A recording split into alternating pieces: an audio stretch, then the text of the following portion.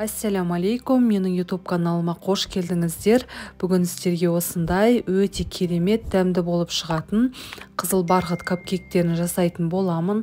Каналыма міндетті түрде тіркеліп, пікір қалдырып, қоңыраушаны басып қойыңыздар. Менің басқа да жаңа видеоларымды жіберіп алмайтын боласыздар.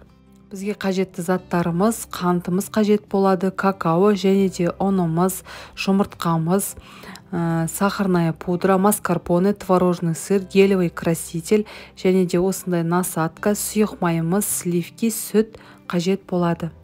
Ең алдымен осылай ыдысымызға 2 жұмыртқамызды жарып алып, қантымызды біртіндеп салып, миксердің көмегімен, яғни қантымыз еріп, массамыз ұлғайғанша араластыратын боламыз. Одан кейін сұйық майымызды құйып, тағы да кішкене араластырамыз. Бізде гелевый красителіміз 1 шай қасық көлемінде қажет болады. Оны сүтімізге араластырып, бір шетке қойып қоятын боламыз. Енді құрғақ заттарымызды араластыруға кірісеміз. Разрыхитель, сода, какаомыздың барлығын салып, барлығын жақсылап араластырып, ситадан өткізіп аламыз.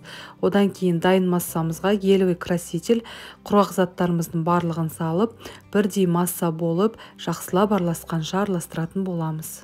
Кекстің арнайы формасына осылай қағаздарымызды салып, сұйық массамызды құюға кірісетін боламыз. Яғни қатты толтырмаңыздар, жарты көлемнен азырақ қылып құятын боласыздар. Енді духовкамызға 150 градуста 35 минут көлемінде пісіреміз. Піскенше кремін жасауға кірісетін боламыз.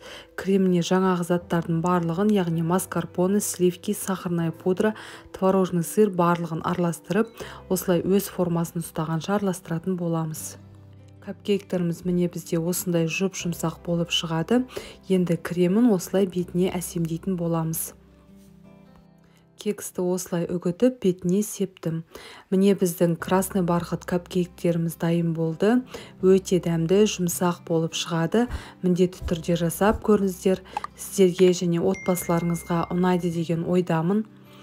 Барлықтарыңызға ас болсын. Каналыма тіркеліп қойды ұмытпаңыздар. Келесі кездескенше сау саламат болыңыздар.